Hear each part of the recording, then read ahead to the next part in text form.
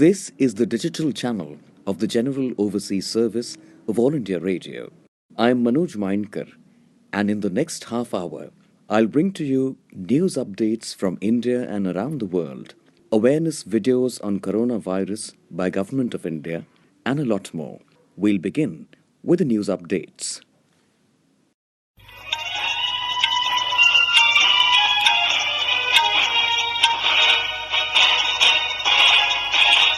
This is the General Overseas Service of All India Radio.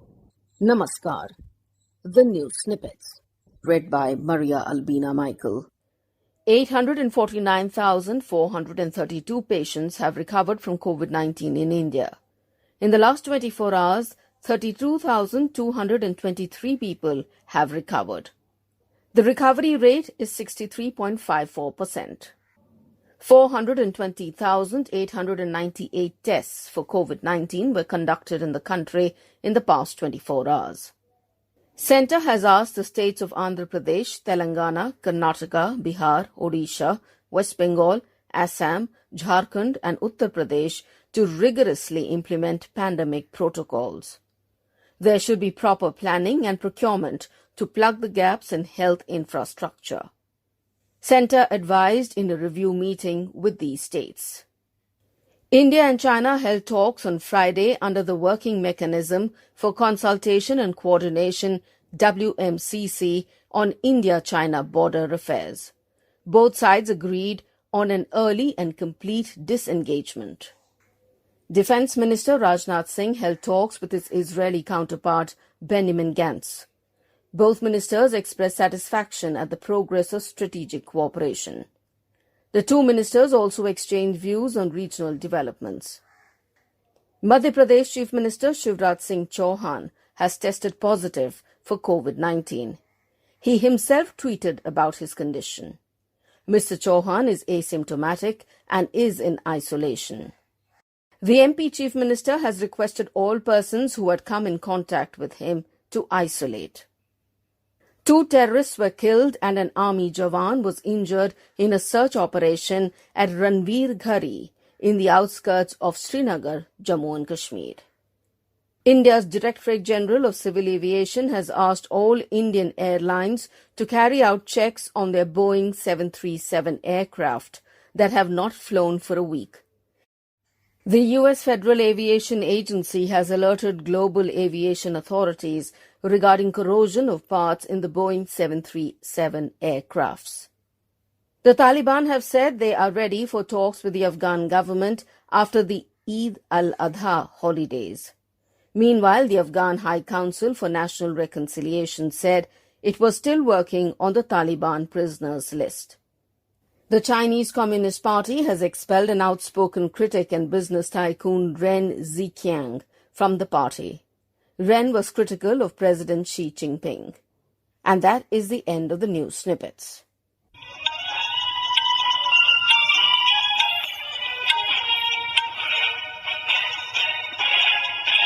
This is the General Overseas Service of All India Radio. We now bring you a special film-based program from our archives. Back in the early years after independence, our filmmakers were charting out their own respective trajectories with the common motive of showing the true colors of our emerging nation. On the one hand, we had the likes of Nandlal Jaswantlal, M. Sadiq and K. Asif take recourse to medieval India to show the colors of the nation's shared past with films like Anarkali, Taj Mahal and Mughal-e-Azam. On the other, we had V. Shantaram trying to instill an element of pride in our own culture with films like Jhanak Jhanak Payal Baje, Navrang and others. Then there was the peerless Bimal Roy, who dared to show the marginalization of the individual in the nation's march towards industrialization with Do Bigha Zami. Some 3 years after Do Bigha Zami, B.R. Chopra tried to point out the pitfalls of rampant industrialization with the epochal Naya Daur, a film that proved to be a masterstroke for Nehruvian socialism on the big screen. Though Bimal Roy had talked on similar lines earlier, Naya Daur was a far bigger entertainer simply because B.R. Chopra had a way with the stories and music. We have not had another filmmaker like him since. Not only did he taste commercial success, he did it on his own terms.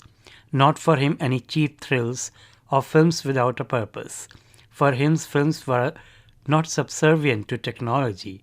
Rather, a film was meant primarily to relate a story, and he had an earthy sense of telling a story. He had a way of making films, and it was always based on a realistic assessment of the social current. People say you can never predict a hit in Bollywood, but B.R. Chopra could tell you after one sitting if the story was good or not. He picked subjects which had a great social relevance, be it Naya Daur in 1957 or much later Insaf Ka Tarazu. He always felt the story had to have a social connect.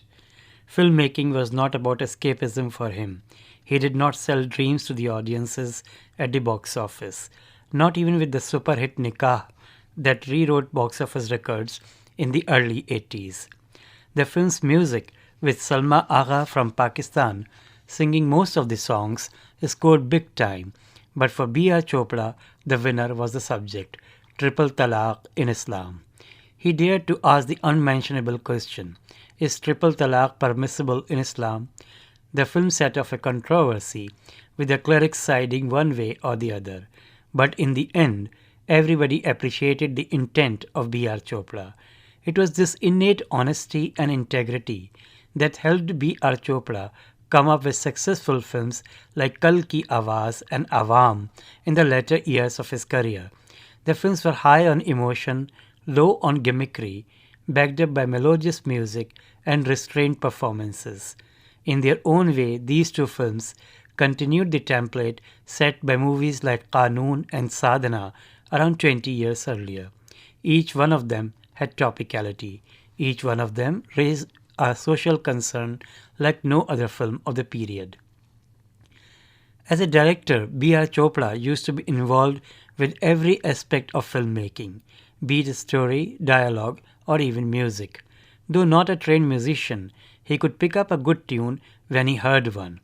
And in the company of music director Ravi and playback singer Mahendra Kapoor, he gave some of the most memorable tunes of Hindi cinema. Both were very close to his heart. In fact, it was B.R. Chopra who prevailed upon Ravi to use Salma Agha as a singer in Nikah, though the music director was not too pleased with the frequent retakes with Salma Agha. Ultimately, B.R. Chopra's faith in the singer from across the border reaped dividends at the box office, and Salma Agha came to be identified as a singer with nasal tones. Yet for B.R. Chopra, it was not anything new.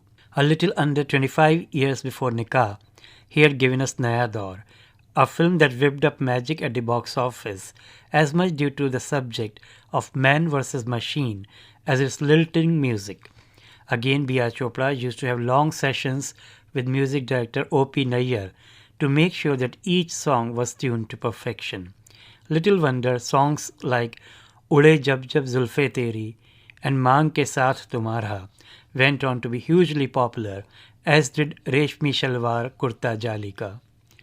In fact, it was during the shooting of Naya Daur that another facet of B.R. Chopra's personality came to the fore.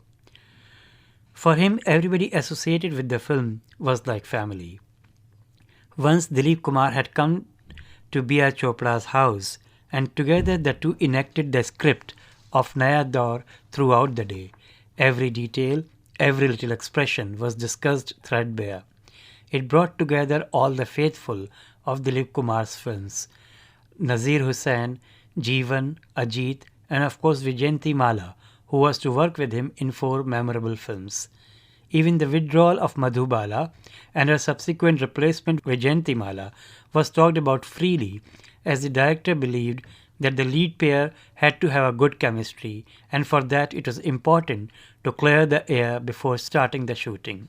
Incidentally, Madhubala left the film allegedly because her brothers did not allow her to go to Bhopal for 3 months because the film was shot there, as they feared she might get married to Dilip Kumar during the shooting of the film itself, as she was reportedly friendly with him at that time. Well, Vijayanti Mala proved more than an adequate replacement, holding her own in the dance sequences and going on to star with Dilip Kumar in many more films till Sangharsh in the late 60s. Memorable as the stories behind Naya Daur, Nikah and Qanoon are, B.R. Chopra often considered Gumrah, a 1963 film with Sunil Dutt, Ashok Kumar and Mala Sinha among his favorites. The film talked of a married woman's feeling for her husband as also her former lover. Again backed up by hit music by Ravi. The song Chalo Ek Baar Phir Se Ajnabi Ban Jaएं is remembered to this day. Gumrah worked up magic at the box office. Its success was duplicated a few years later with the even more powerful music score by Ravi in the film called Hamraz.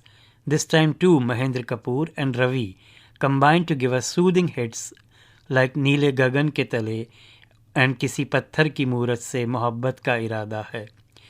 Interestingly, Mahendra Kapoor and not Mohammad Rafi or even Kishore Kumar was a favorite singer of B.R. Chopra, just like he often used Asha Bhosle ahead of Lata Mangeshkar as a female lead.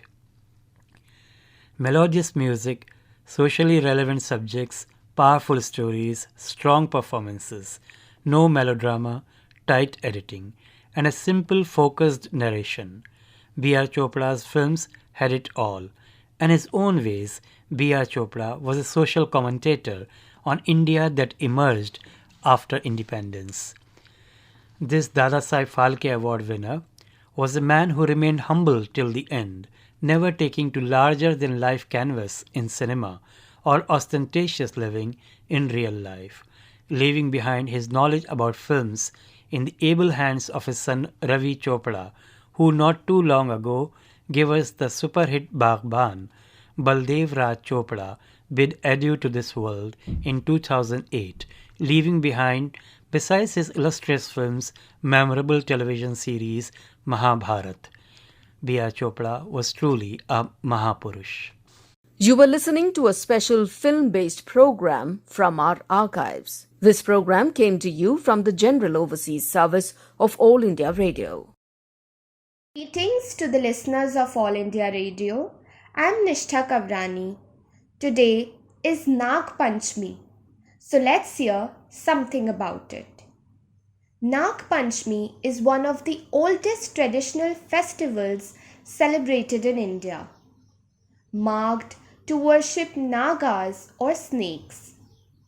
According to the Hindu calendar, this day falls on the Panchami Tithi, that is, 5th day, Shukla Paksh, in the lunar month of Shravan, which usually falls in July and August.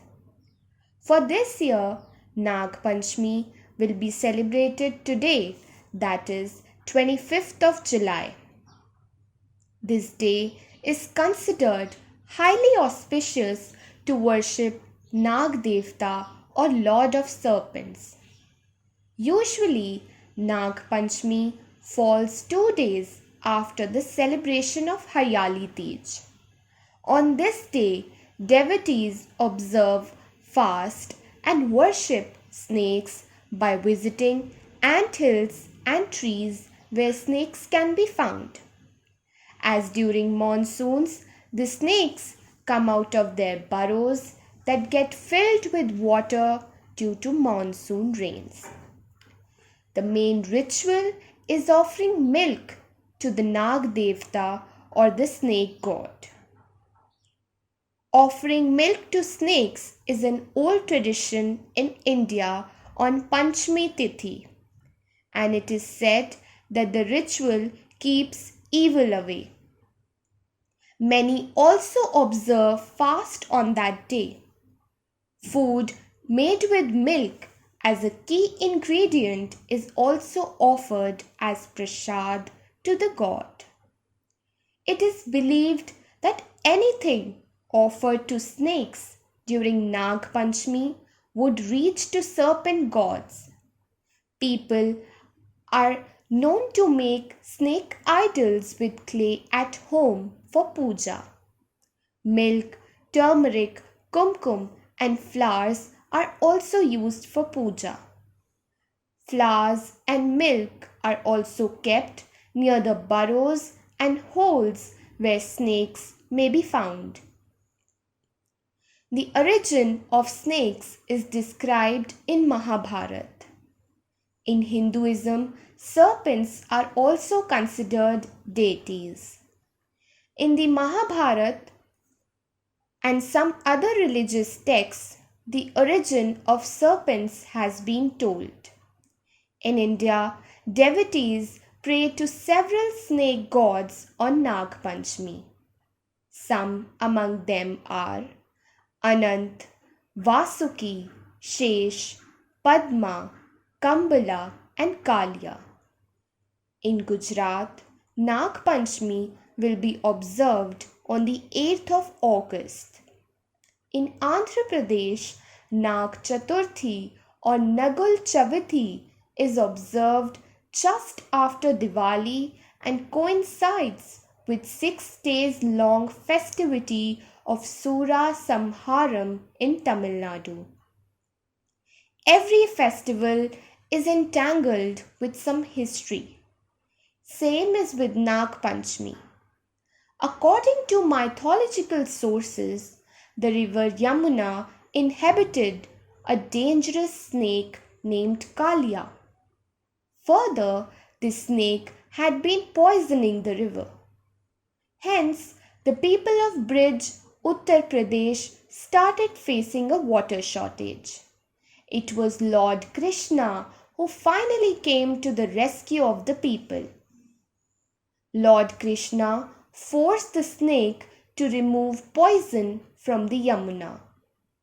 However, after Kalia removed the poison from the river, Lord Krishna blessed him.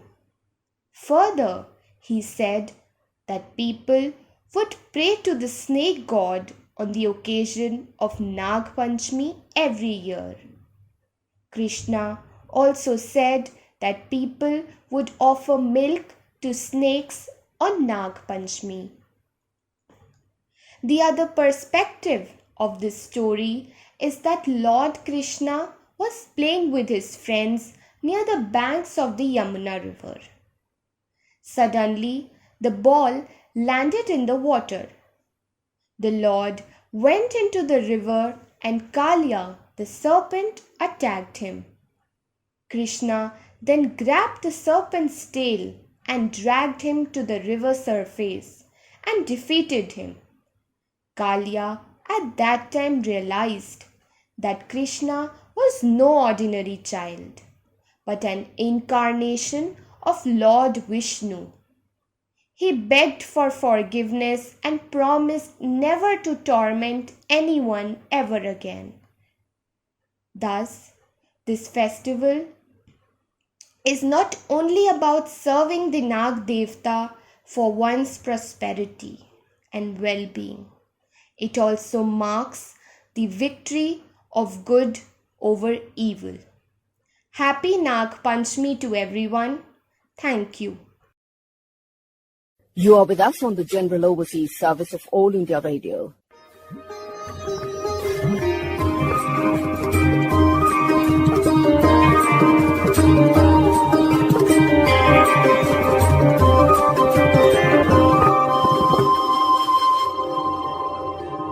You are tuned to the General Overseas Service of All India Radio. We now bring you today's commentary, Strengthening India-US Business Relations. It is scripted by Dr. Lekha S. Chakraborty, Professor, National Institute of Public Finance and Policy and Research Faculty Associate, the Levy Economics Institute of Bard College, New York.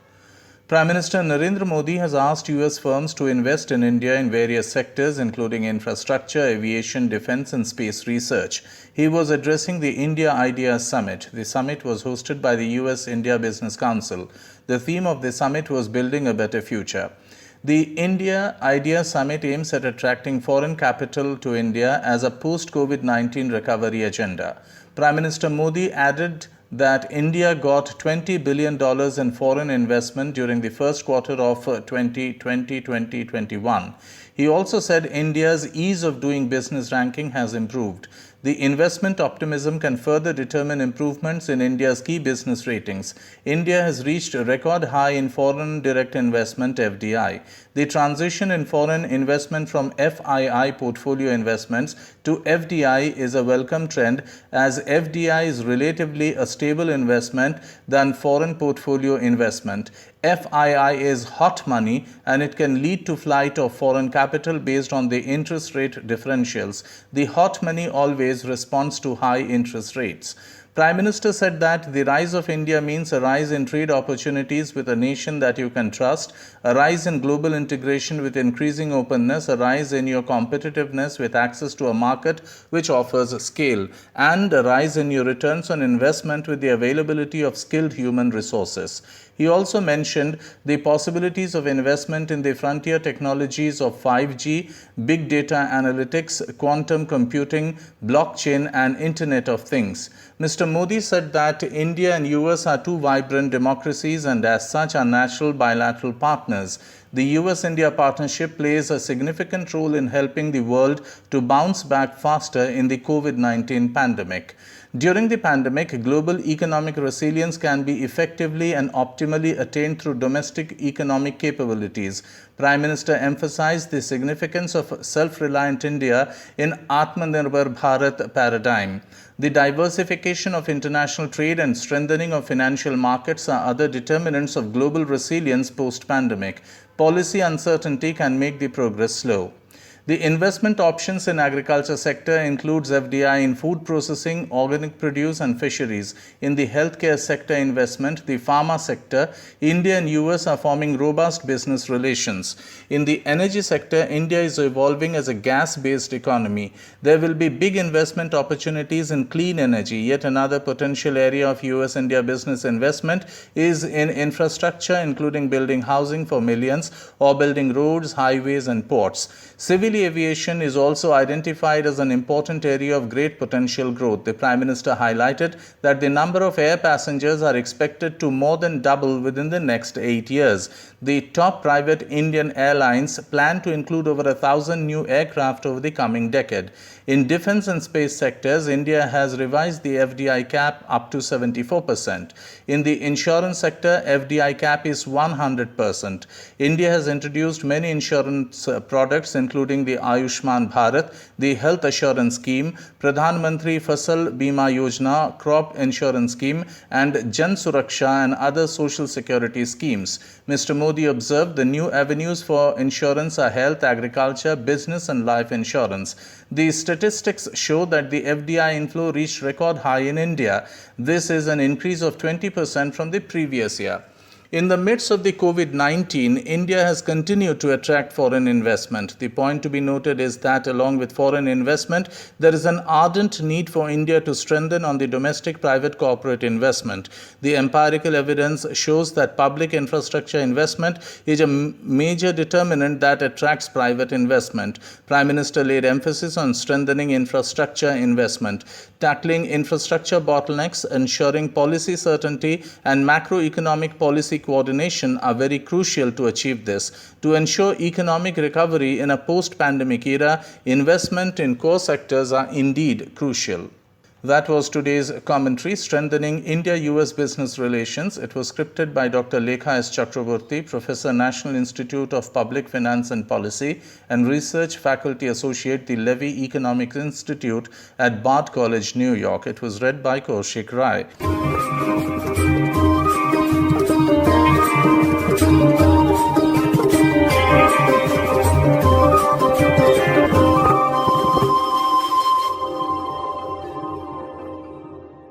This commentary came to you from the General Overseas Service of All India Radio. This broadcast came to you from the digital channel of the General Overseas Service of All India Radio.